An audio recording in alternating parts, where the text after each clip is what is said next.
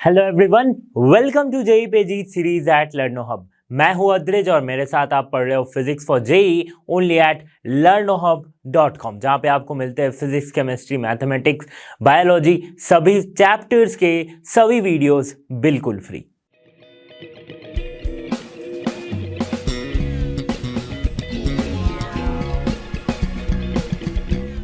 तो students, continue कर रहे थे हम इस चैप्टर को, वर्क, एनर्जी एंड पावर के कंसेप्ट्स। पहले पार्ट में फर्स्ट जो कंसेप्ट एड ऑन वाली वीडियोस थी उसमें हमने जाना था कि वर्क डन क्या है। सिंपल से हमने वर्क डन को समझा था, वर्क डन पॉजिटिव, नेगेटिव, ये सारे चीजें हमने समझी थी। अब जो सेकेंड पार्ट से हम इस वीडियो में कवर करने वाले हैं वो पूरी की पूरी एनर्जी के ऊपर कवर करने वाला है कि काइनेटिक एनर्जी, पोटेंशियल एनर्जी और ये दूसरे से कैसे रिलेटेड है।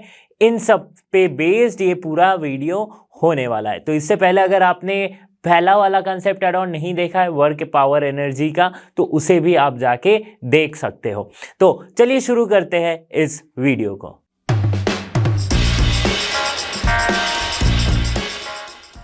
तो बात शुरू करते हैं हम एनर्जी से।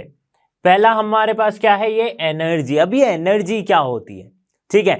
एनर्जी मतलब क्या है, आप अगर नॉर्मल कॉमनली सोचो कि आप कभी हम कहते हैं कि आज मैंने बहुत काम किया है तो मेरी एनर्जी नहीं रही, राइट, और काम करने की एनर्जी नहीं रही। तो ये जो एनर्जी है फिजिक्स की एनर्जी से सेम ही है। ये क्या है एनर्जी? देखो, हम जो काम करते हैं हम कैसे कर पाते हैं, बिकॉज वी ईट फूड, इससे हमें क्या मिलती है, एनर्जी मिलती है और हम काम कर पाते हैं। तो ये एनर्जी क्या है? एनर्जी इज अ कैपेसिटी और ability to do some work. Work done करने की जो कैपेसिटी है और जो एबिलिटी है उसे हम कहते हैं क्या, एनर्जी। अब ये जो कैपेसिटी या एबिलिटी जो है वो दो टाइप की हो सकती है, या तो काइनेटिक या फिर पोटेंशियल। तो यहाँ पे दो टाइप के एनर्जीज होते हैं, काइनेटिक एनर्जी और पोटेंशियल एनर्जी।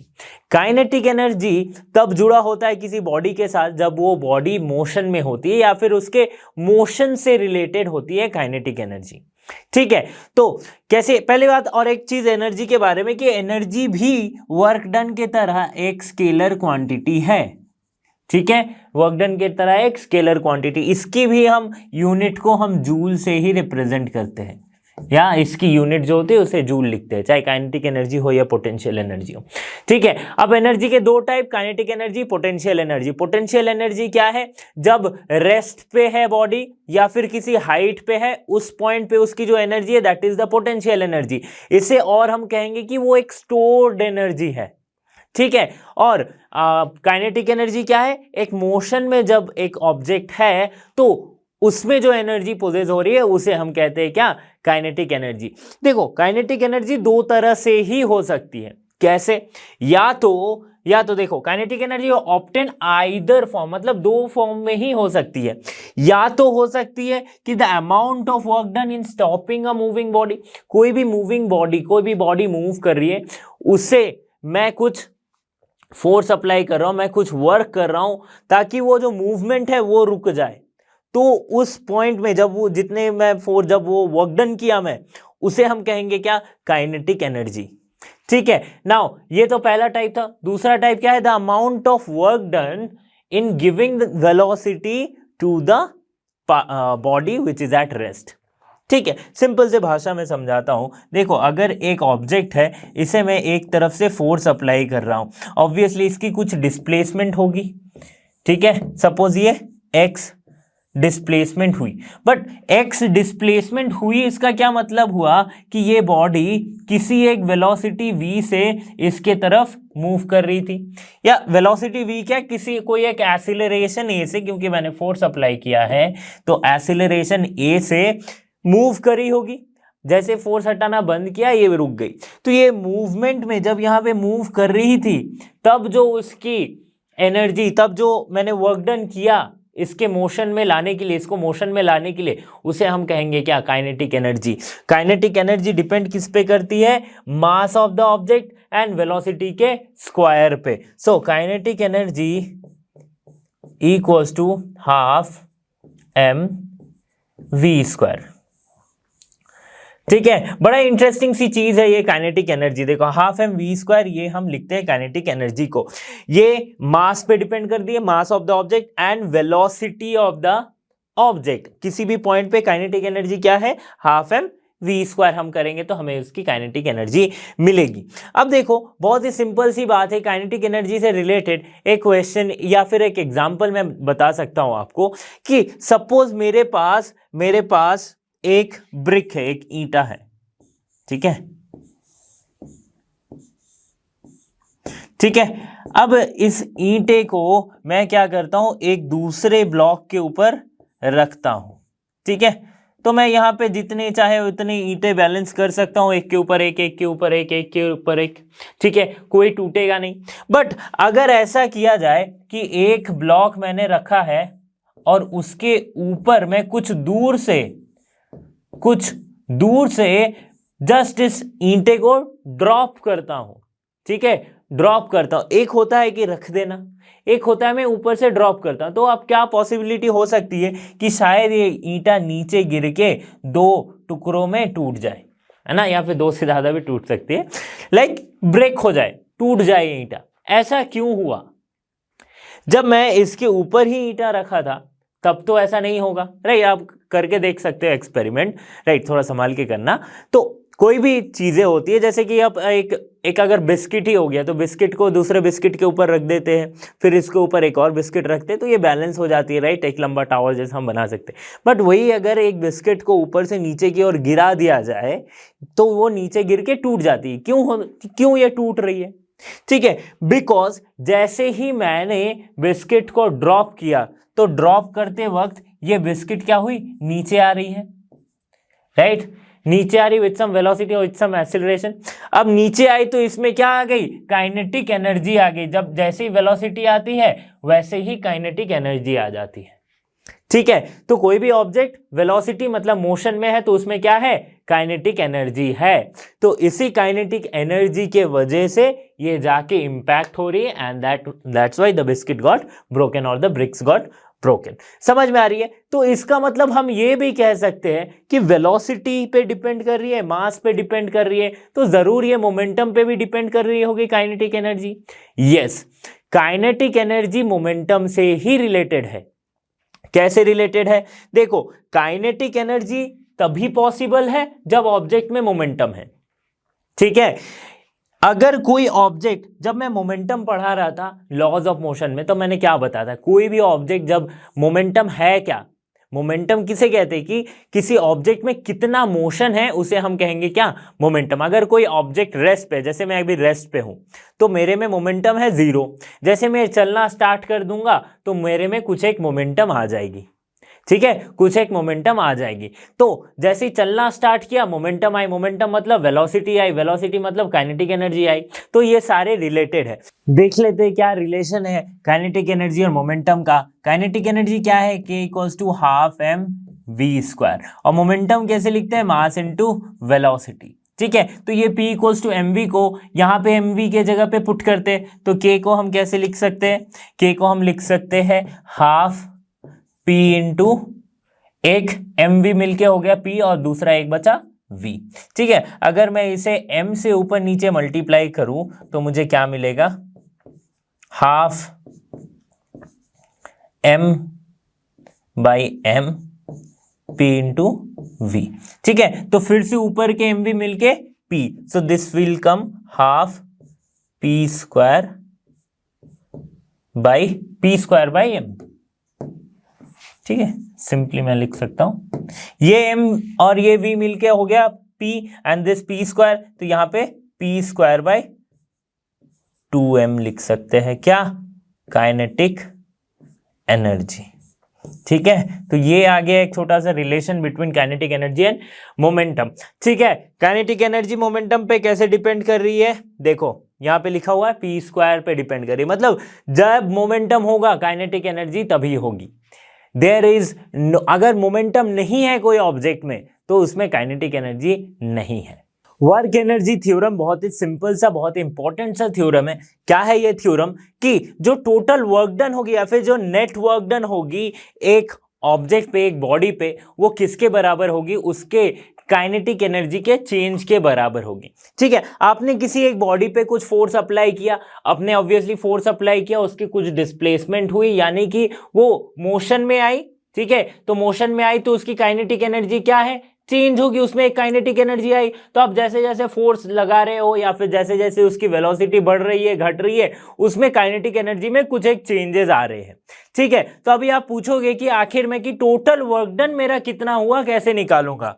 ठीक है, तो आप टोटल वर्क डन कितना हुआ कैसे निकालोगे, तो आपको क्या करना है, काइनेटिक एनर्जी का डिफरेंस निकालना है। So that's why W equals to KF minus KI। KF क्या है, final kinetic energy, kinetic energy final, और KI क्या है, kinetic energy, initial kinetic energy. ठीक है, इनिशियली कितनी थी काइनेटिक एनर्जी, फाइनली कितनी हो गई काइनेटिक एनर्जी, यही क्या बताती है, ये बताती है क्या, net amount of work done. ठीक है, नेट वर्क डन बताती है।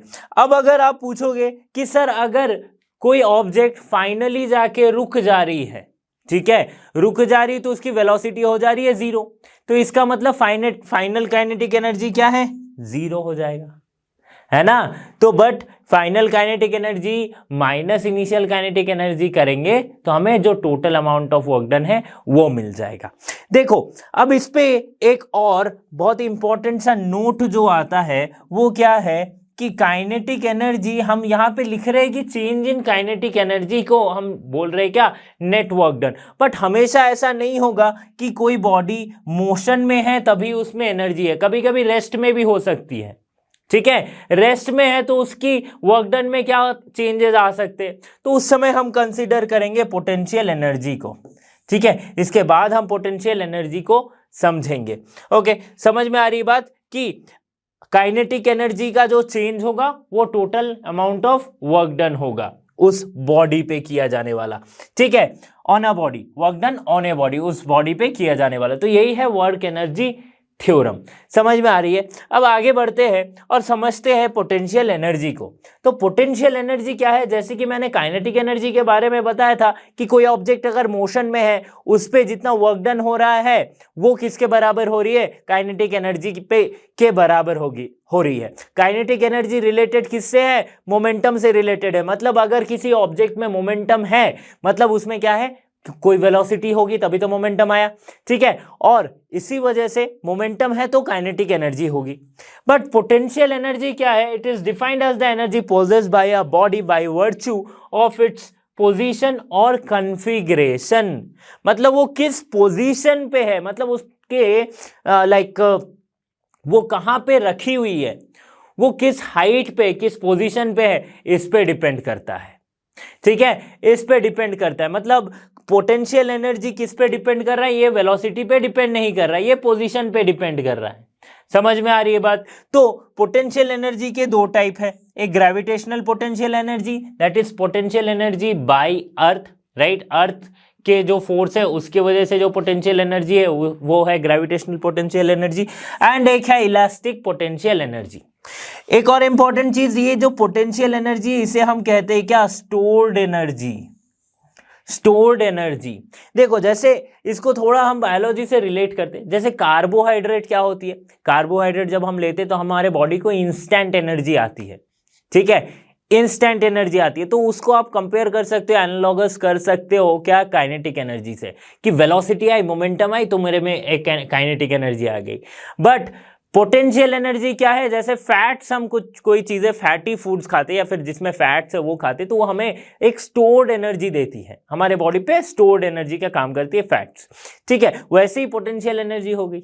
ठीक है, स्टोर्ड एनर्जी कहते हैं। अब ये स्टोर्ड एनर्जी कैसे है सर, कैसे स्टोर हो रहा है, एनर्जी को कैसे स्टोर करके रख रहे हो आप, मुझे बताओ। मैं बता रहा हूं, देखो इसके लिए एक एग्जाम्पल को समझेंगे, बट एग्जाम्पल से पहले इतना समझ में आना चाहिए कि ये जो टोटल वर्क डन हो रहा है, अगर काइनेटिक एनर्जी भी है, पोटेंशियल एनर्जी भी है, तो ये टोटल वर्क डन को हम बोलते हैं टोटल मैकेनिकल वर्क डन। ठीक है, इसको हम आगे पढ़ेंगे। बट पोटेंशियल एनर्जी से काइनेटिक एनर्जी चेंज हो मतलब पोटेंशियल एनर्जी से काइनेटिक एनर्जी में कन्वर्ट हो सकती है, और या फिर काइनेटिक एनर्जी से पोटेंशियल एनर्जी में कन्वर्ट किया जा सकता है। ठीक है, ये है एनर्जी का कन्वर्जन में से कैसे पोटेंशियल एनर्जी काइनेटिक एनर्जी में कन्वर्ट हो रही है, काइनेटिक एनर्जी पोटेंशियल एनर्जी में कन्वर्ट हो रही है। बिस्किट वाले एक्सपेरिमेंट को, बिस्किट वाली जो एग्जांपल है उसको एक बार फिर से मैं बताऊंगा। ठीक है, देखो उससे पहले एक छोटा सा एग्जांपल आप देखो तो आप समझते इस एग्जांपल को। तो जो मैं स्टोर्ड एनर्जी बता रहा हूं या फिर स्टोर्ड एनर्जी कैसे पोटेंशियल एनर्जी काइनेटिक एनर्जी में कैसे कन्वर्ट हो रही है इसे समझते। तो यहाँ पे क्या है, एक आर्चर आप देख सकते हो। तो इस आर्चर ने क्या किया है, अभी जस्ट एम करके अपने एरो को स्ट्रिंग के साथ जोड़ के रखा है। ठीक है, जैसे ये स्ट्रिंग को रिलीज करती है, देखना आपने ये जो जैसे स्ट्रिंग इसने पकड़ा था, जैसे ही स्ट्रिंग को रिलीज किया वो एरो क्या है आगे की ओर मूव करने लगी। कैसे मूव करने लगी, उसके पास एनर्जी कहां से आई। ठीक है, तो जब वो स्ट्रिंग को पकड़ के रखी थी, राइट, जब उसने स्ट्रिंग को जस्ट पॉज करके रखा था, पकड़ के रखा था, राइट, इस पोजीशन में तो यहां पे क्या स्टोर थी, potential energy. This is the stored energy. और ये पोटेंशियल एनर्जी कैसे मैं बता सकता हूं potential energy, because it is the energy possessed by the virtue of its position. तो इस पोजीशन में कुछ पोटेंशियल एनर्जी है। ये क्या वेलोसिटी पे डिपेंडेंट है? नहीं, क्योंकि जब मैं आर्चर को, जब मैं बो को पकड़ के रखा हूं अपने हाथ पे, राइट, होल्ड करके रखा हूं स्ट्रिंग के साथ, तो क्या है उसमें, वो तो रेस्ट पे है, उसमें कोई मोशन नहीं है। तो मोशन नहीं है तो उसमें क्या है, उसमें कोई काइनेटिक एनर्जी नहीं है। ठीक है, तो क्या एनर्जी है उसमें, पोटेंशियल एनर्जी। अब जैसे ही मैंने इस को रिलीज किया तो इसमें क्या आ गई, एक मोमेंटम आ गई। एरो जो है किसी एक वेलोसिटी से या फिर किसी एक एक्सेलरेशन से मूव करने लगी। ठीक है, तो अगर वो बॉडी मूव करने लग रही है तो उसमें क्या आ गई, काइनेटिक एनर्जी। अब ये काइनेटिक एनर्जी आई कहां से, तो जो स्टोर्ड पोटेंशियल एनर्जी थी वहां से कन्वर्ट हुई किसमें, काइनेटिक एनर्जी में। काइनेटिक एनर्जी में कन्वर्ट हुई है। समझ में आ गई बात कि पोटेंशियल एनर्जी कैसे काइनेटिक एनर्जी में कन्वर्ट हो रही है। तो ये एक एग्जांपल था किसका, पोटेंशियल एनर्जी, खास करके इलास्टिक पोटेंशियल एनर्जी का। अब आगे बढ़ते हैं और ग्रेविटेशनल पोटेंशियल एनर्जी को थोड़ा समझते हैं। ग्रेविटेशनल पोटेंशियल एनर्जी, अब ये ग्रेविटेशनल पोटेंशियल एनर्जी पे, ये ग्रेविटेशनल पोटेंशियल एनर्जी का मतलब क्या हो रहा है, ये देखो। ग्रेविटेशनल मतलब ग्रेविटी के वजह से, तो पोटेंशियल एनर्जी या फिर एनर्जी जो एक बॉडी में है bye virtue of its position, और वो पोजीशन कैसा है, अर्थ से कुछ एक हाइट पे, कुछ एक डिस्टेंस पे वो रखी हुई है, तो उसमें कितनी एनर्जी है वो कहती है क्या, ग्रेविटेशनल पोटेंशियल एनर्जी। इसको हम एक और तरीके से समझ सकते हैं कि अगर मैं किसी चीज को, अगर ये अर्थ सरफेस है मेरा हाथ, सपोज ये अर्थ सरफेस है, किसी भी चीज को मैं अर्थ सरफेस से ऊपर की ओर कोई एक हाइट पे ले जाने में मुझे जितना वर्क डन हुआ, उतना वर्क डन इस हाइट पे रखे इस ऑब्जेक्ट में स्टोर्ड पोटेंशियल एनर्जी है, that is the gravitational potential energy. समझ में आ रही है बात। ग्रेविटेशनल पोटेंशियल एनर्जी को हम वर्क डन बोल सकते हैं और इसे डिनोट कर सकते हैं mgh, राइट। ये होती है क्या, mgh। ठीक है, mgh। देखो वर्क डन ही तो है ना ये। वर्क डन क्या होती है, वर्क डन होती है force into displacement, force dot displacement, ये होती है। अब किसी भी ऑब्जेक्ट को नीचे से ऊपर किसी एक हाइट h पे ले जाने के लिए जो वर्क डन हुई, वो क्या वर्क डन होगी, वर्क डन किसके अलोंग होगी, फोर्स के अलोंग। कौन सा फोर्स, ग्रेविटेशनल फोर्स। अगर इस ऑब्जेक्ट की मास m है तो इस पे ग्रेविटेशनल फोर्स काम कर रहा है क्या, नीचे की तरफ, और हाइट क्या है, ऊपर की तरफ। तो ये जो अमाउंट ऑफ वर्क डन काम किया दैट इज नीचे mg, और डिस्प्लेसमेंट क्या है, h, राइट। तो दिस इज mgh। अब आप बोलोगे कि सर एक माइनस भी तो लगेगा क्योंकि mg नीचे की तरफ है। ऑब्वियसली माइनस अब लगा सकते हो, माइनस अब लगा सकते हैं मैं, लेकिन बस इसके मैग्नीट्यूड की बात कर रहा हूं। तो we can say that potential energy equals to mgh, और पोटेंशियल एनर्जी को v से डिनोट भी किया जाता है, दैट इज mgh। ठीक है, v इक्वल्स टू mgh, ये हम पोटेंशियल एनर्जी लिख सकते हैं। ओके, अगर बात ऐसा हो जाए कि हाइट वेरिएबल हो जाए, मतलब हाइट की ये जो है हाइट वो क्या हो रही है, चेंज हो रही है, तो पोटेंशियल एनर्जी में क्या चेंज आएगा, तो simply dv dh equals to mg। ठीक है, dVdH इक्वल्स टू mg, मतलब पोटेंशियल अगर हाइट में चेंज आई तो पोटेंशियल एनर्जी में चेंज आएगा, और इसी चेंज को हम लिख सकते हैं mg। mg क्या है? ग्रेविटेशनल फोर्स है जो नीचे की ओर लग रही है। समझ में आ रही है बात? अब देखो एक और इंटरेस्टिंग चीज इससे रिलेटेड कि यहाँ पे सपोज कोई एक ऑब्जेक्ट ऊपर, यहाँ पे क्या लिखा था? v इक्वल्स टू mgh, गलती से रिमूव हो गया, राइट? ये होती है क्या? पोटेंशियल एनर्जी, जिसे हम वर्क डन भी कहते हैं, वर्क डन।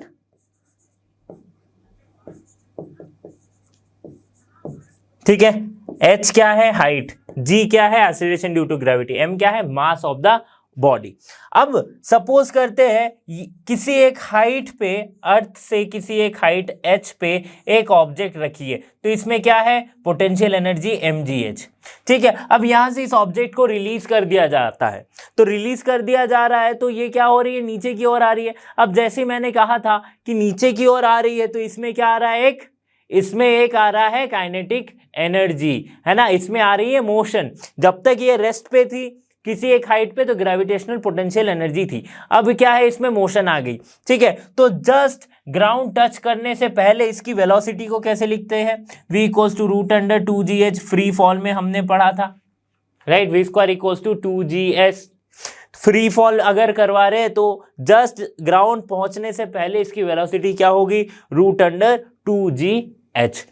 ठीक है, अब देखो इससे क्या मिलता है?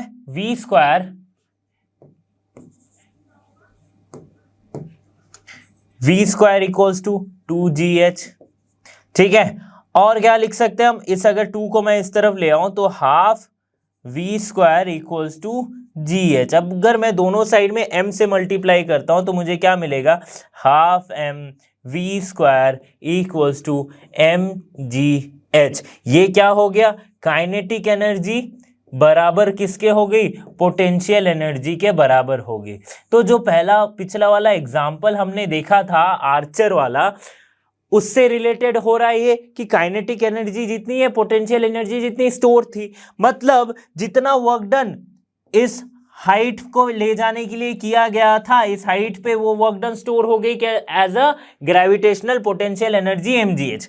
अब जैसे इसको रिलीज कर दिया जाता है तो जैसे ही वो ग्राउंड को पहुंचने वाली होती है, जस्ट उससे ऊपर उसमें क्या रहती है? काइनेटिक एनर्जी रहती है, क्योंकि वो मोशन में है।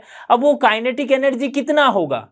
वो जितना स्टोर्ड पोटेंशियल एनर्जी था उसके बराबर होगा। ठीक है, एनर्जी क्या है? जितनी स्टोर पहले हुई थी उतना ही काइनेटिक एनर्जी में कन्वर्ट हुआ। इसलिए आर्चर ने क्या किया कि जब वो एरो को अपने हाथों में जब वो होल्ड करके रखी थी, तो इससे क्या हो रहा था? होल्ड करने के वजह से क्या हो रहा था? इसमें एक पोटेंशियल एनर्जी स्टोर हुई। अब जैसे इसने रिलीज किया तो एरो मूव की, तो जैसे एरो मूव कर रही है उसमें एनर्जी आई, काइनेटिक एनर्जी, और ये जो टोटल काइनेटिक एनर्जी है वो किसके बराबर है? दैट स्टोर्ड पोटेंशियल एनर्जी के बराबर है। तो वो तो इलास्टिक पोटेंशियल एनर्जी था, ये हम ग्रेविटेशनल पोटेंशियल एनर्जी में भी हमने ये दिखाया कि काइनेटिक एनर्जी, पोटेंशियल एनर्जी ही जो है वो काइनेटिक एनर्जी में कन्वर्ट होती है। तो जो पोटेंशियल एनर्जी है, पोटेंशियल एनर्जी हमेशा एक कंजर्वेटिव फोर्स में ही देख सकते हैं हम। जैसे कि ग्रेविटेशनल फोर्स था, वो क्या था? कंजर्वेटिव फोर्स था, राइट? अब कंजर्वेटिव फोर्स और नॉन कंजर्वेटिव फोर्स ये होते हैं, अपने पढ़ाई था। कंजर्वेटिव फोर्सेस मतलब जो पाथ डिपेंडेंट नहीं है उसे कहते हैं कंजर्वेटिव फोर्स, और जो पाथ डिपेंडेंट है वो उसे कहते हैं क्या?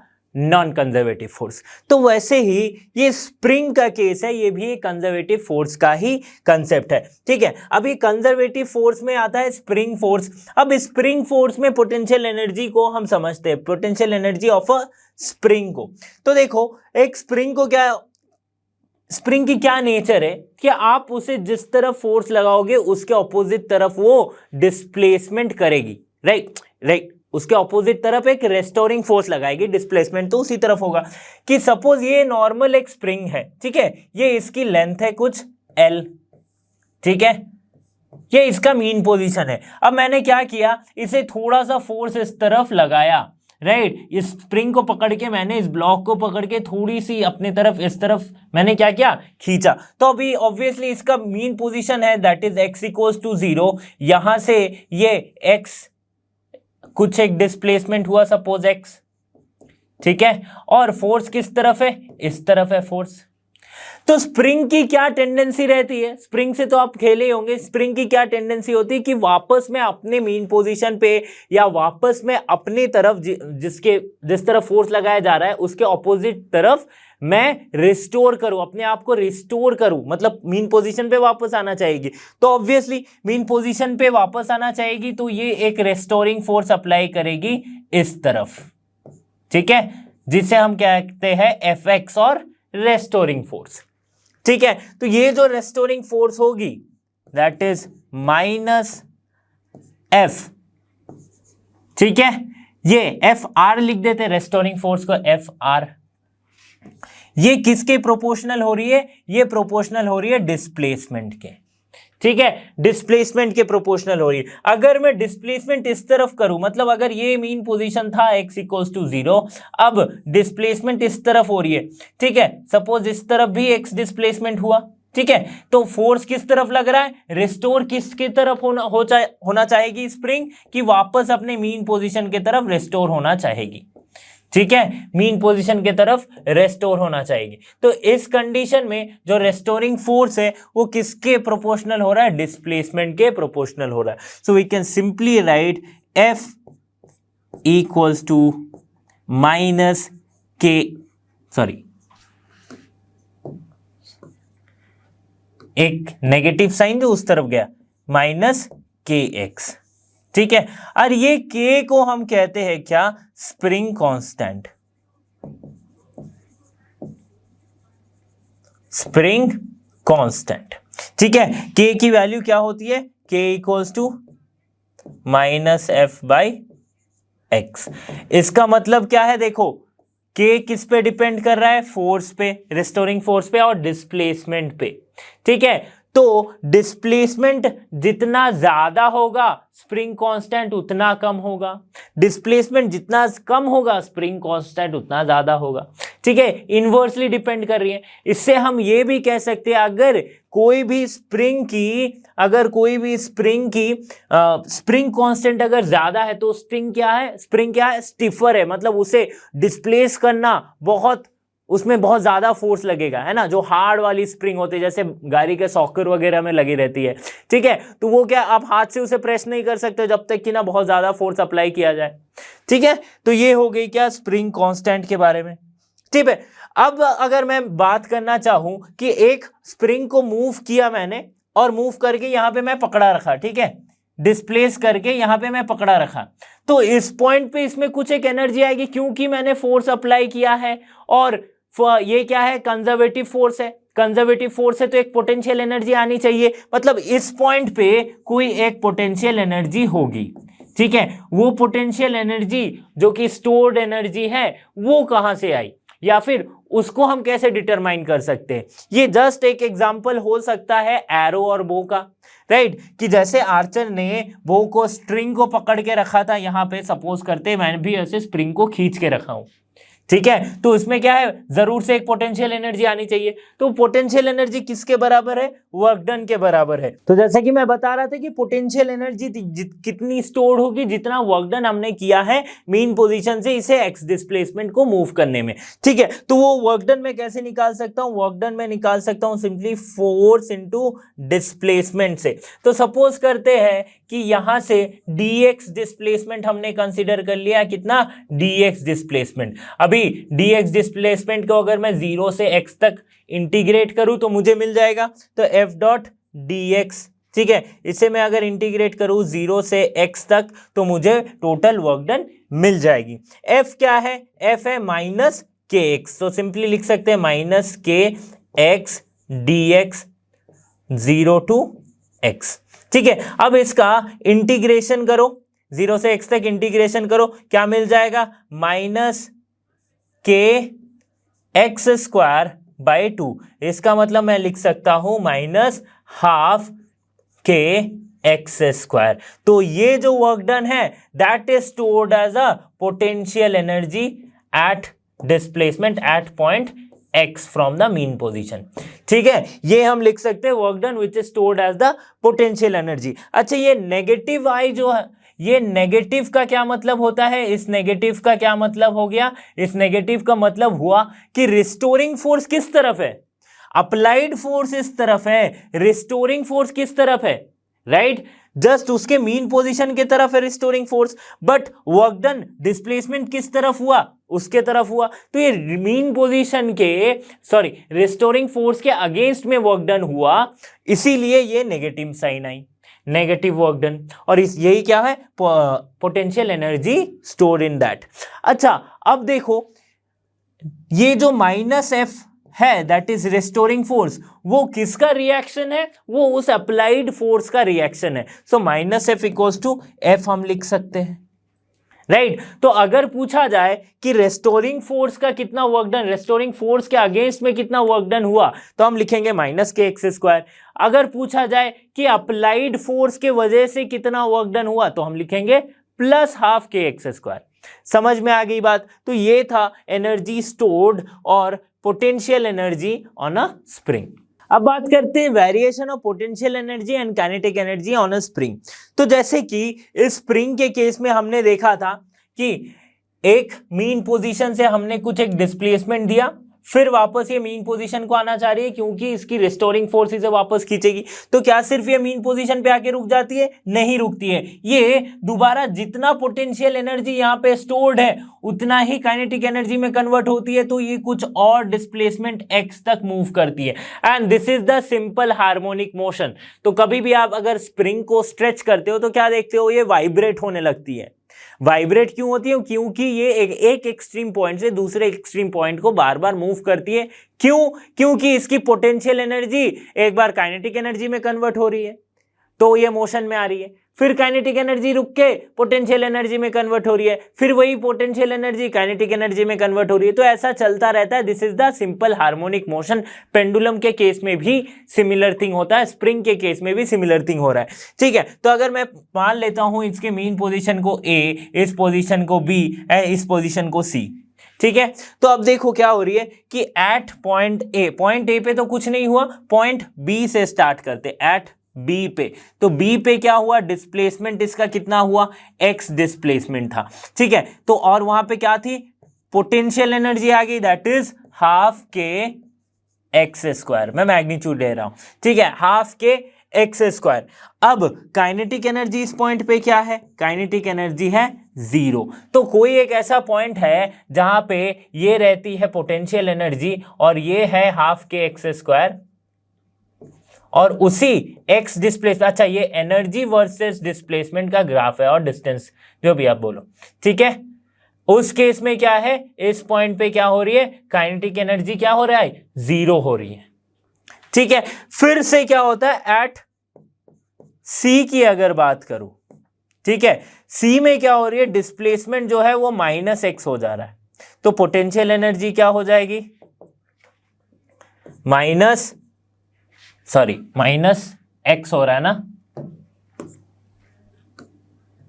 तो पोटेंशियल एनर्जी हो रही ½ k इंटू -x²।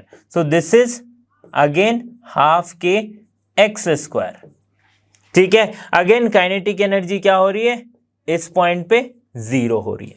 लेकिन जब वो मीन पोजीशन से गुजर रही है, that means at point A again, right, at point A से B तक गई, B से C तक आई, फिर C से A तक आई, C से A तक जा रही है। तो उस A में क्या है, वेलोसिटी जो है वो मैक्सिमम है, मतलब उसमें वेलोसिटी है, ठीक है। पोटेंशियल एनर्जी काइनेटिक एनर्जी में कन्वर्ट हो रही है, मतलब मोमेंटम आ रहा है, मोमेंटम यानी कि वेलोसिटी। तो इस पॉइंट पे काइनेटिक एनर्जी जो है वो क्या है, ½ mv², ठीक है, V max²। और इस पॉइंट पे पोटेंशियल एनर्जी पूरी की पूरी हो जा रही है क्या, 0। मतलब हम ये कह सकते हैं कि काइनेटिक एनर्जी पोटेंशियल एनर्जी में चेंज हो रही है, पोटेंशियल एनर्जी काइनेटिक एनर्जी में चेंज हो रही है। तो इसी तरह से अगर मैं, लेकिन टोटल एनर्जी जो है थ्रू आउट ये क्या है, कांस्टेंट है। अगर मैं सम करूं काइनेटिक एनर्जी पोटेंशियल एनर्जी का तो मुझे हर बार सिमिलर ही आएगा, ठीक है, तो ऐसे अगर मैं इसके फोर्स और डिस्प्लेसमेंट का मैं चेंज देखो, वेरिएशन देखो कि सपोज ये क्या है, फोर्स है और इस ग्राफ में डिस्प्लेसमेंट है, तो फोर्स कैसे रिलेटेड है स्प्रिंग के केस में, F equals to minus kx, ठीक है। और अगर अप्लाइड फोर्स की, ये तो रेस्टोरिंग फोर्स हो गया, और अगर अप्लाइड फोर्स का देखूं तो ये F equals to plus kx होगा, ठीक है। तो इसके हिसाब से F equals to minus kx अगर मैं लिखूं या फिर F इक्वल्स टू kx लिखो, यहां पे मैं रेस्टोरिंग फोर्स वर्सेस अगर डिस्प्लेसमेंट का ग्राफ बनाओ तो ये ऐसे मैं लिख सकता हूं। तो ये कैसे रिलेटेड है, लीनियरली स्ट्रेट लाइन रिलेटेड है, ठीक है। तो स्ट्रेट लाइन मतलब कुछ इस तरह से कर्व आएगी, ठीक है। तो एट पॉइंट ए, फिर से अगर पॉइंट ए के बात करूं तो यहां पे डिस्प्लेसमेंट क्या था, x इक्वल्स टू 0 था, ठीक है। तो x 0 यानी कि डिस्प्लेसमेंट भी 0।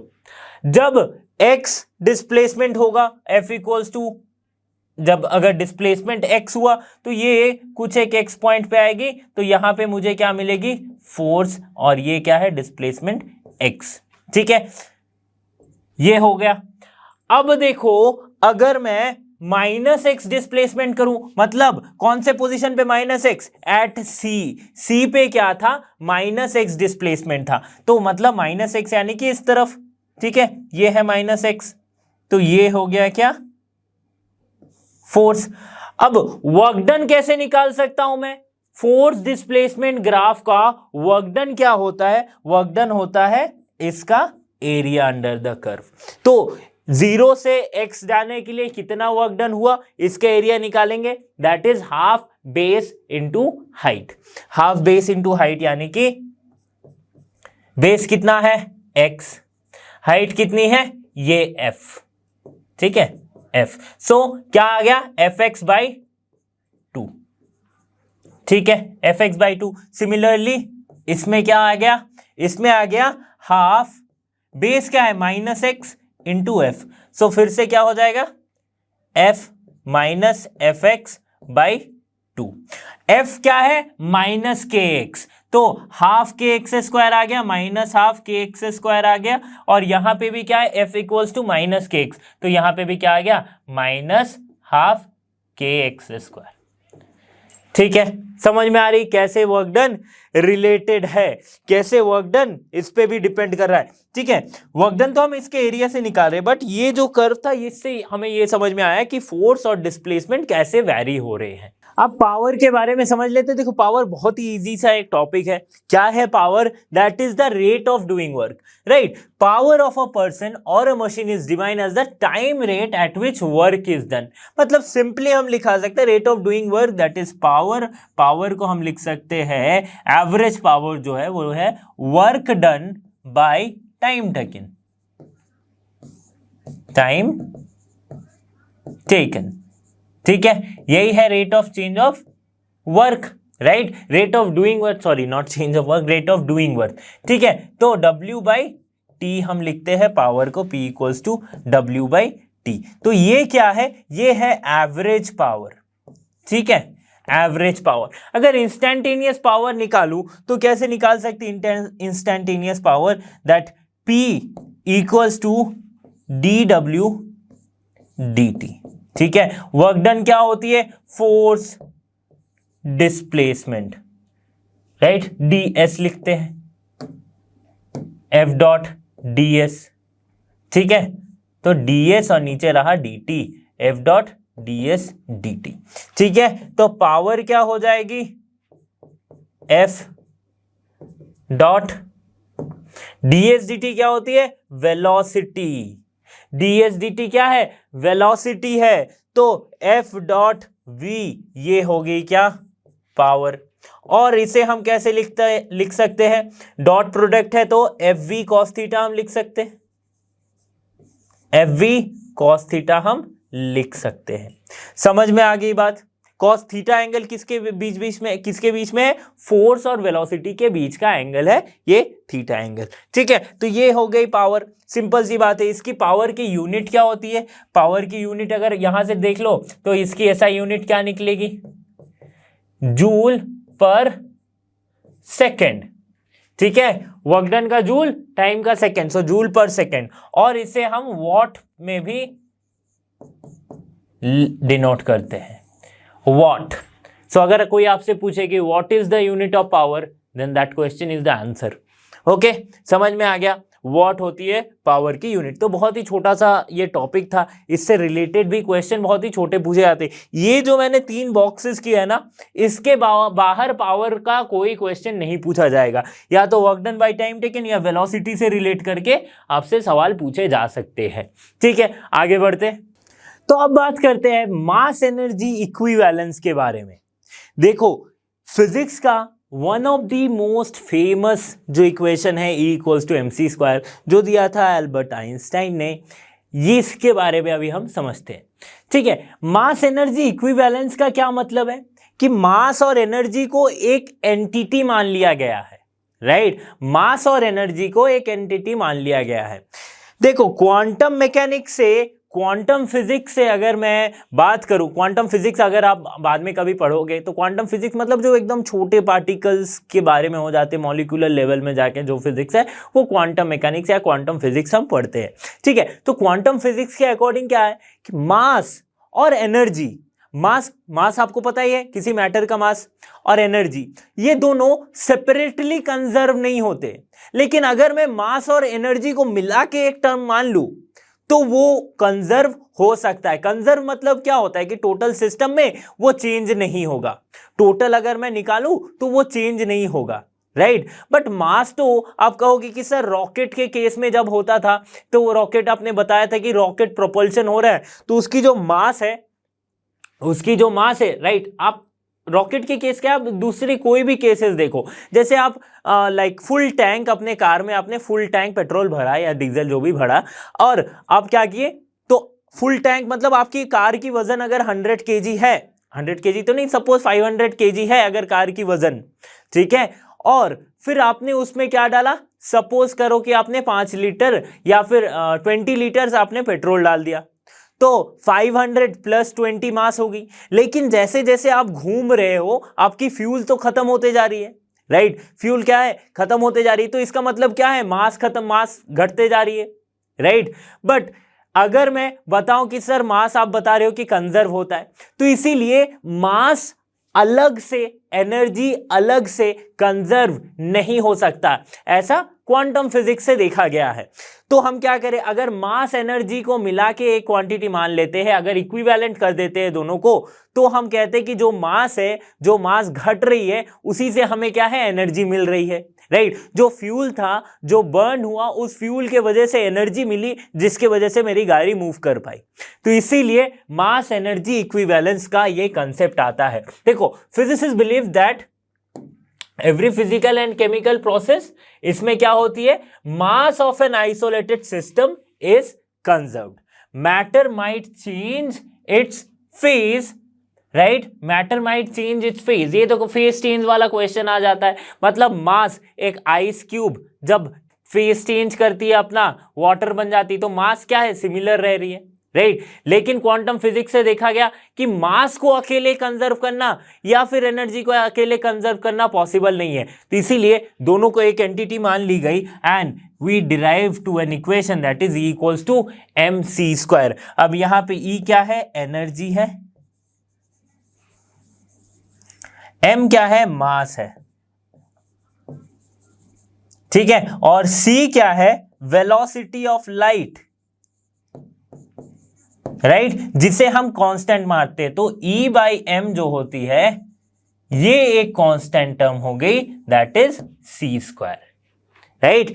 E/m क्या है, कांस्टेंट टर्म है c²। लेकिन अगर आप एनर्जी को देखो तो वो डायरेक्टली प्रोपोर्शनल है मास से, ठीक है। एनर्जी किससे डायरेक्टली प्रोपोर्शनल है, मास से डायरेक्टली प्रोपोर्शनल है, ठीक है। एनर्जी डायरेक्टली प्रोपोर्शनल है, c² के भी डायरेक्टली प्रोपोर्शनल है, ठीक है। समझ में आ गई बात।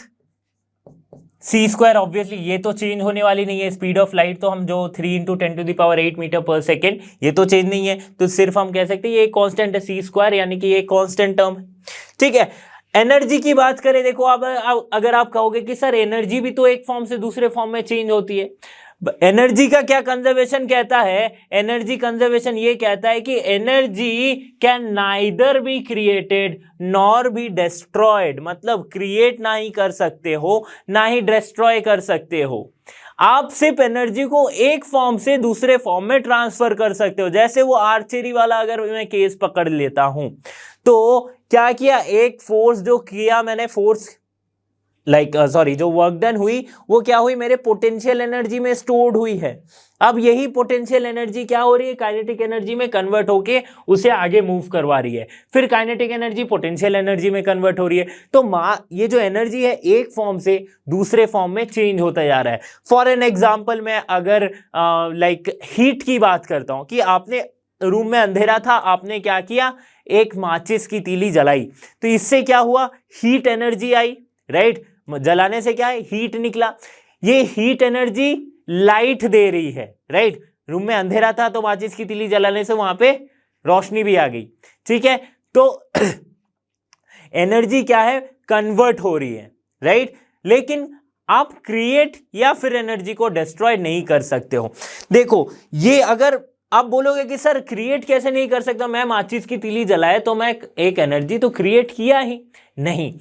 पूरे में यूनिवर्स को एक अगर आइसोलेटेड सिस्टम मान लेता हूं, पूरे यूनिवर्स को आइसोलेटेड सिस्टम मान लेता हूं, तो जो एनर्जी किसी एक पॉइंट पे अगर लॉस हो रही है, सपोज यूनिवर्स के किसी एक कोने में थोड़ी सी एनर्जी लॉस हुई, तो ऑब्वियसली किसी और कोने में उतना ही एनर्जी गेन हो गया होगा, राइट। हेंस जो टोटल एनर्जी है वो हमेशा कंजर्व हो रही है, right. Energy can neither be created nor be destroyed, it can transform from one form to another form, hence the total energy of an isolated system remains constant, right, remains constant, हमेशा constant रह रही है, right, conserve नहीं, हमेशा constant रह रही है।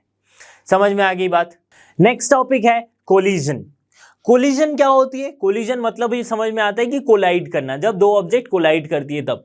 तो कोलिजन क्या है, is an isolated event in which two और more colliding object body exert strong impulsive force on each other. अब इंपल्सिव फोर्स मतलब कुछ एक स्मॉल टाइम के लिए कुछ एक फोर्स अप्लाई हुई, ठीक है। जैसे आपने स्नूकर का गेम देखा होगा, राइट, या फिर बिलियर्ड्स का गेम देखा हो, दो बॉल आपस में टकराती है, फिर वो अलग अलग डायरेक्शन में मूव करती है विद सम वेलोसिटी, राइट। और ये क्या है, कोलिजन का केस है।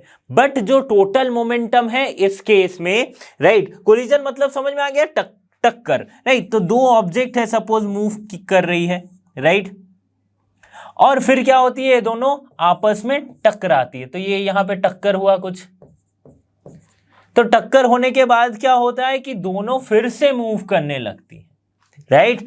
तो टक्कर से पहले, कोलिजन से पहले जो मोमेंटम होगा वो कोलिजन के बाद में जो मोमेंटम होगा उसके बराबर होता है। That is the law of conservation of momentum, right. Momentum collision के पहले या फिर कोलिजन के बाद जो अगर मैं करूं तो दोनों इक्वल मोमेंटम आएगा, राइट। तो पहले मोमेंटम कितना था, सपोज इसकी अगर मास m1 है, इसकी मास है m2, ठीक है, इसकी वेलोसिटी है v1, इसकी वेलोसिटी है v2।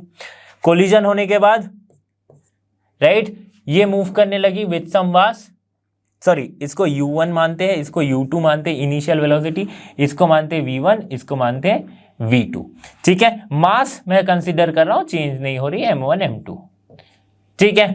तो टोटल मोमेंटम क्या कह रहा है, total momentum before collision, that means m1 u1 plus m2 u2 equals to m1 v1 plus m2 v2।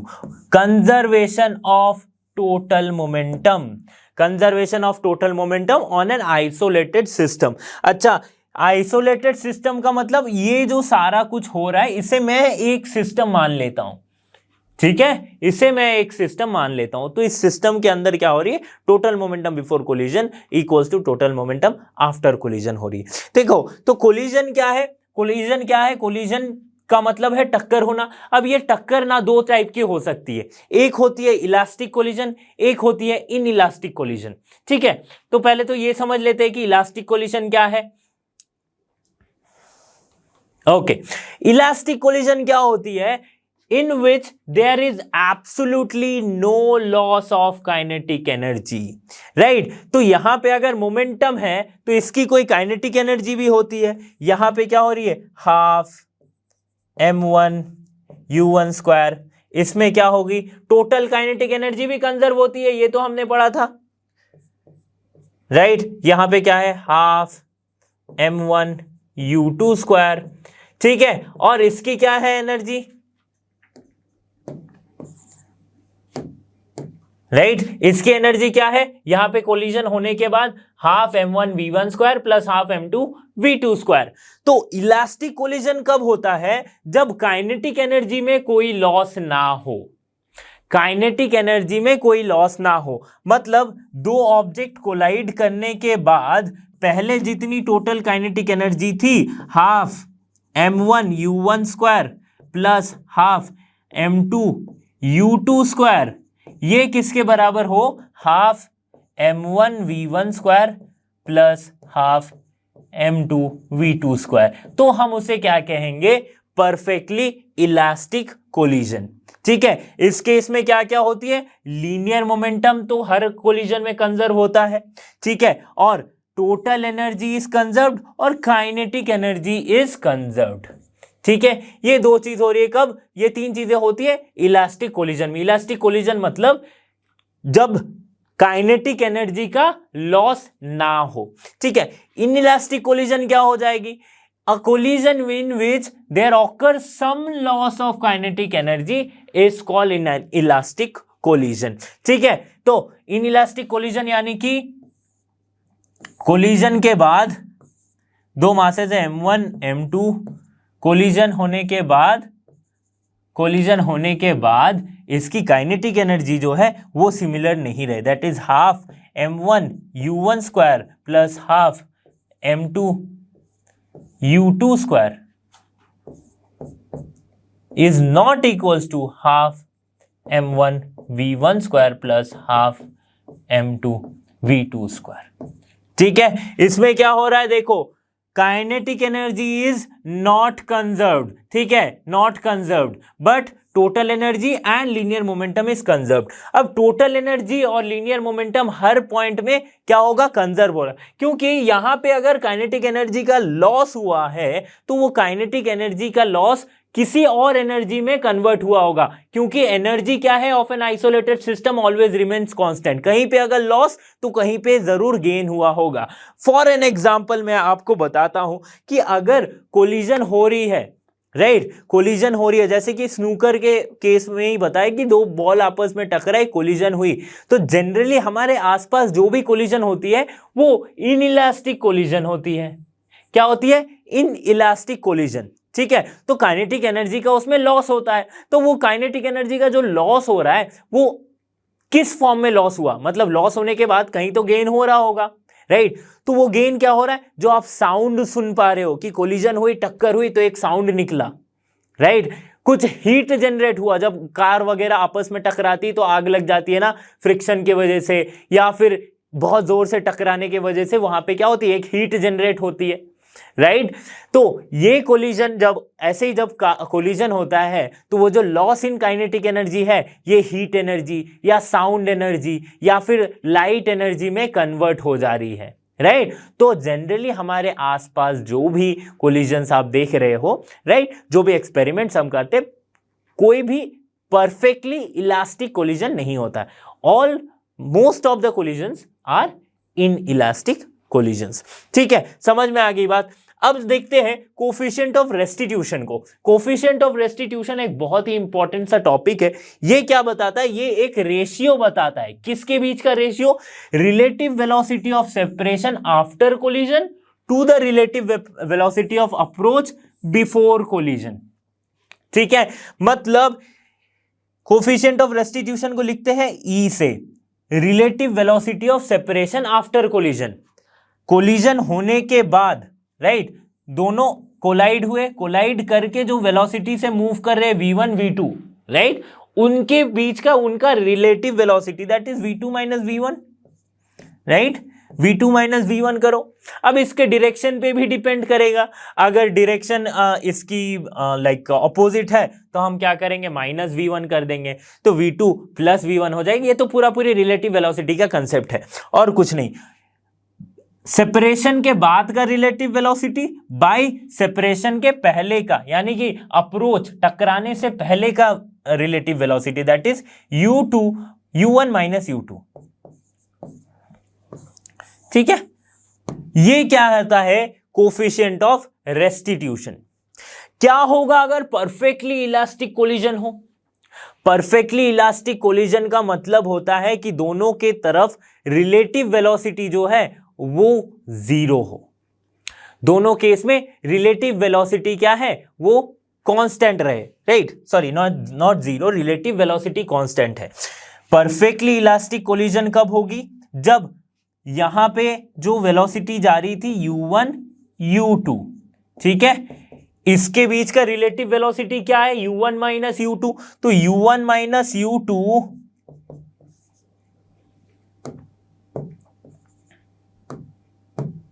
Collision के पहले का u1 माइनस u2 अगर v2 माइनस v1 के बराबर है, मतलब इसका डिफरेंस और इसका डिफरेंस अगर बराबर होता है तो क्या है, ये परफेक्टली इलास्टिक कोलिजन है। ठीक है, और अगर ऐसा केस आता है तो ये दोनों terms equal, so if perfectly elastic collision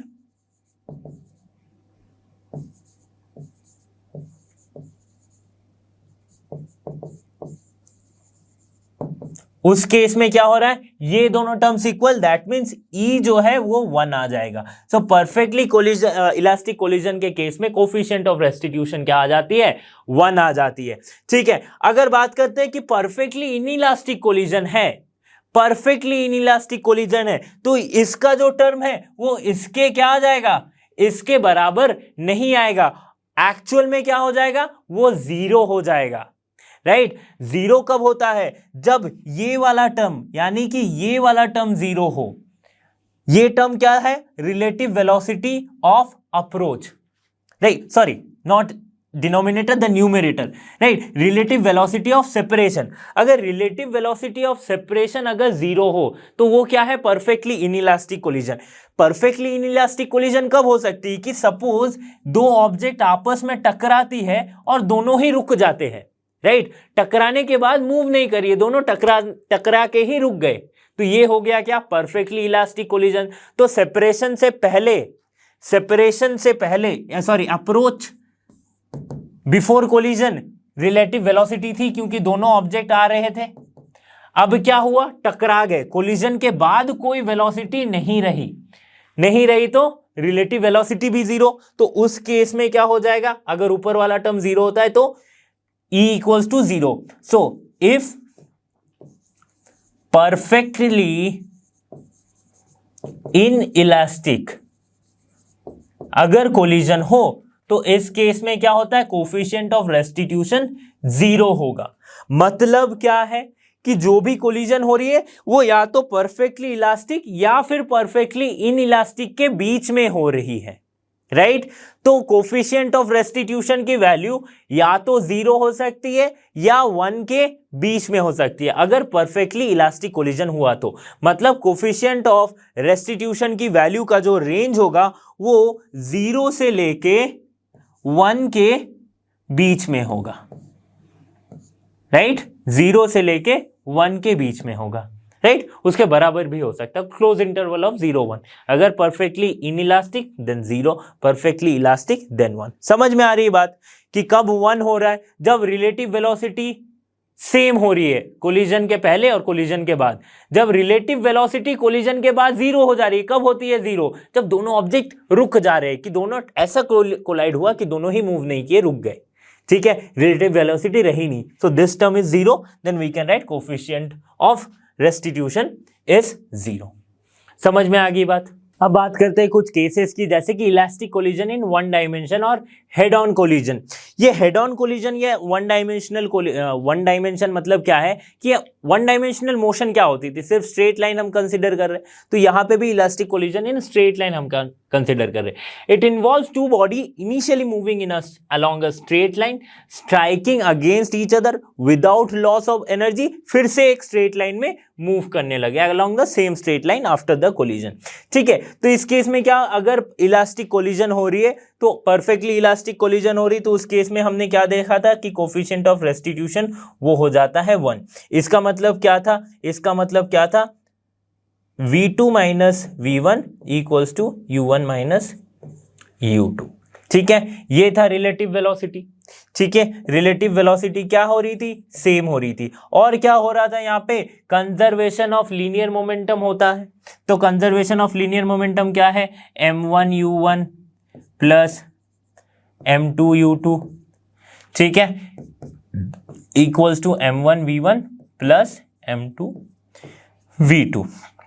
kinetic energy का देखते हैं। काइनेटिक एनर्जी भी यहाँ पे लॉस ऑफ काइनेटिक एनर्जी नहीं है, तो काइनेटिक एनर्जी क्या हो रही है, कंजर्व हो रही है। So half m1 u1 square plus half m2 u2 square equals to half m1 v1 square plus half m2 v2 square.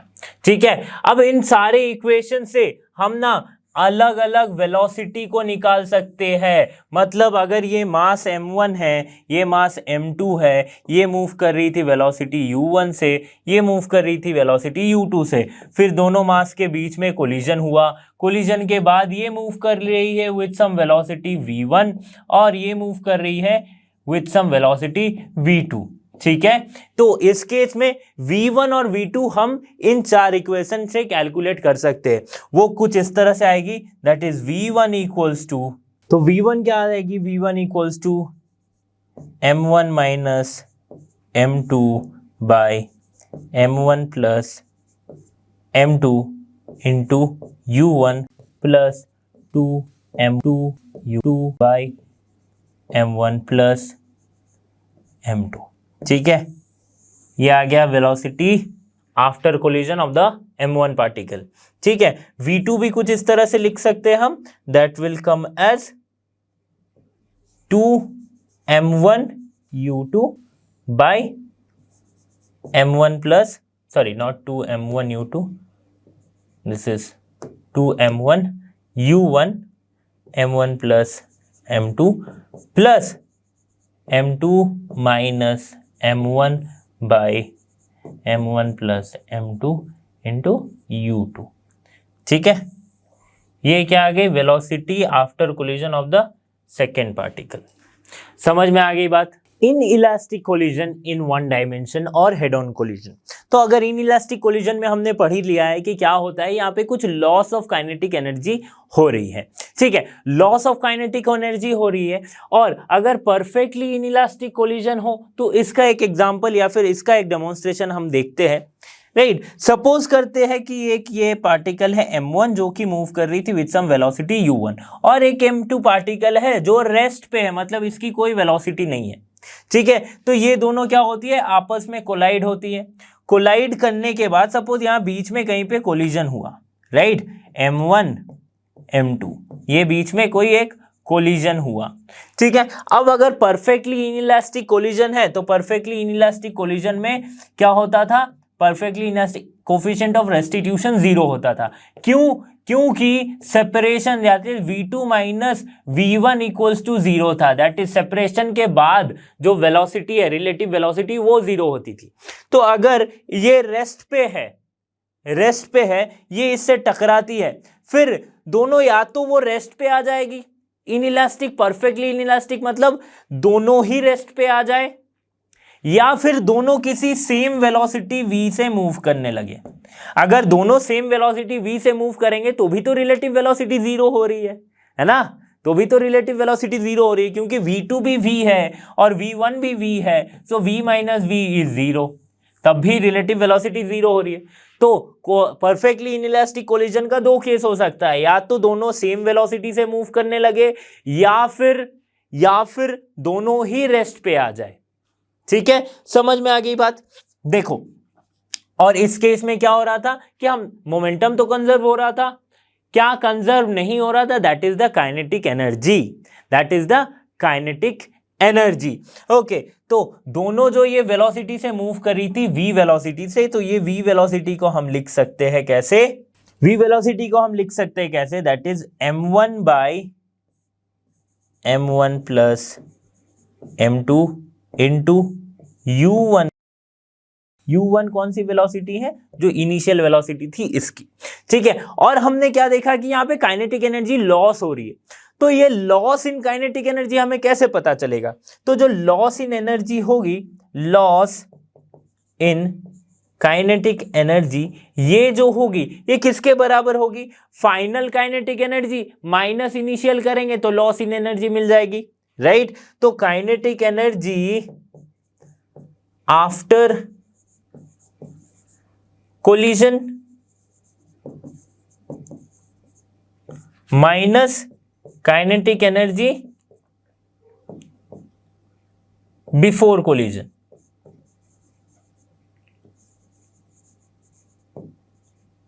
ठीक है, बिफोर कोलिजन। ये आप बिफोर माइनस आफ्टर भी कर सकते हो, क्योंकि बिफोर पहले क्या है, काइनेटिक एनर्जी ज्यादा होगी, उसके बाद कुछ लॉस होगा, तो आप पहले इसको भी लिख सकते हो आफ्टर कोलिजन को, और ऐसे भी लिख सकते हो, ठीक है, कोई दिक्कत नहीं है इसमें।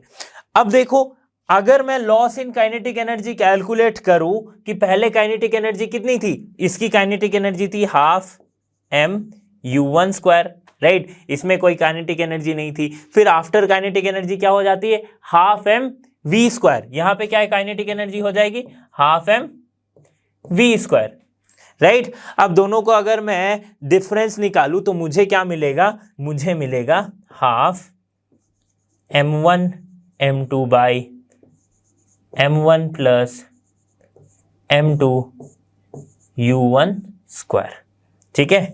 ये क्या है, loss, loss in kinetic energy on a perfectly inelastic collision. अब बात करते हैं, अगर ये कोलिजन 2D हो और ऑब्लिक हो, वन डायमेंशनल मतलब हमने क्या समझा था कि स्ट्रेट लाइन में, मतलब जैसे ये दो ऑब्जेक्ट कोलाइड होती है तो कोलाइड होने के बाद भी स्ट्रेट लाइन में ही मूव कर रही है, अगर इलास्टिक हो या फिर non elastic, sorry inelastic collision हो, ठीक है। अब देखो, बात करते हैं 2 डायमेंशन की, मतलब सपोज कर लेते हैं कि दो ऑब्जेक्ट है, राइट, एक है m1 एक है m2, राइट, एक मूव करी with some initial velocity u1, एक मूव करी u2 से, ठीक है। ये मैं बता रहा हूं केस इलास्टिक कोलिजन का, ठीक है। इस केस में क्या होगा, इस केस में जाके ये होगा कि सपोज ये आपस में टकराई, ठीक है, m1 m2 टकराते हैं, ठीक है, कोलिजन हुआ, राइट। अब इलास्टिक कोलिजन है, मतलब उस तरफ क्या हो रहा है, एक काइनेटिक एनर्जी का कोई लॉस नहीं है, ठीक है। तो काइनेटिक एनर्जी का लॉस नहीं है, लेकिन ये 2 डायमेंशनल है, मतलब एक हम कर लेते हैं क्या, एक ऑब्जेक्ट जो है वो इस तरफ भाग गई विथ सम वेलोसिटी v1, और एक ऑब्जेक्ट क्या है, विथ सम वेलोसिटी v2 से इस तरफ भाग गई, ठीक है। ये दोनों ही स्ट्रेट लाइन में नहीं मूव किए, राइट। वन डायमेंशनल में क्या कहा था हमने कि इसी स्ट्रेट लाइन में मूव करेंगे, बट ये क्या हो गया, m1 इस तरफ चली गई, m2 इस तरफ चली गई, ठीक है। ये कुछ एंगल स्ट्रेट लाइन के साथ थीटा एंगल बना के मूव की, ये स्ट्रेट लाइन के साथ कोई फाई एंगल बना के मूव की, ठीक है। तो इस केस में हम कैसे मोमेंटम कंजर्वेशन कर सकते हैं उसको मैं समझाता हूं। देखो, बिफोर कोलिजन हमें क्या पता है, चाहे कोई भी कोलिजन हो, लीनियर मोमेंटम जो है वो हमेशा कंजर्व रहेगा, that is linear momentum before the collision is equals to linear momentum after the collision, and if it is elastic collision then kinetic energy before the collision and kinetic energy after the collision is constant, ठीक है। तो अगर मैं linear momentum की बात करूं तो क्या हो सकता है, m1 u1 plus m2 u2 equals to क्या होगा, m1 v1 लिखते हैं, राइट, लेकिन ये तो डायरेक्शन चेंज हो गया, तो इस डायरेक्शन में v1 का component that is v1 cos theta, और इस डायरेक्शन में v2 का component that is v2 cos phi, right. So क्या हो जाएगा, m1 v1 cos theta plus m2 v2 cos phi. ठीक है, अब अगर कोई भी 2-3 टर्म दिया रहे, that is v1 v2, v1 दिया रहा, u1 दिया रहा, u2 दिया रहा, तो v2 आप इजीली कैलकुलेट करके निकाल सकते हो। वैसे ही अगर काइनेटिक एनर्जी की बात करूं तो काइनेटिक एनर्जी में क्या होगा, that is half m1 u1 square plus half m2 u2 square equals to half m1 v1 square cos square theta plus half m2 v2 square cos square phi, because there is no loss in kinetic energy. ठीक है, तो ये था question, ये था concept elastic collision in 2 dimensional और oblique collision का, right. अगर इन इलास्टिक कोलिजन भी होता है तो भी क्या ही फर्क पड़ता है, बस ये वाला टर्म नहीं होगा, राइट, बिकॉज काइनेटिक एनर्जी में कुछ लॉस आ जाएगा। तब हम क्या करेंगे, दिस माइनस दिस करेंगे तो मुझे लॉस इन काइनेटिक एनर्जी मिल जाएगी। Sorry, not this minus this, right. इसको, ये क्या है, काइनेटिक एनर्जी बिफोर कोलिजन है, और ये क्या है, काइनेटिक एनर्जी आफ्टर कोलिजन है। ठीक है, इलास्टिक के केस में दोनों बराबर, अगर इन इलास्टिक हो जाता है तो ये क्या हो जाएगा, kinetic energy before minus kinetic energy after collision, ये क्या आ जाएगा, लॉस इन काइनेटिक एनर्जी आपको मिल जाएगा अगर इन इलास्टिक कोलिजन रहा तो। समझ में आ गई बात 2 डायमेंशनल कोलिजन का। तो स्टूडेंट्स, इस वीडियो में हमने देखा कोलिजन्स को, साथ ही साथ energy, kinetic energy, potential energy को भी समझा है। तो अब आगे हम इसके प्रीवियस ईयर के क्वेश्चंस और मस्ट प्रैक्टिस क्वेश्चंस भी सॉल्व करेंगे। तो इसी तरह के वीडियोस के लिए लर्नो हब के साथ बने रहिए। Thanks for being here and have a great day.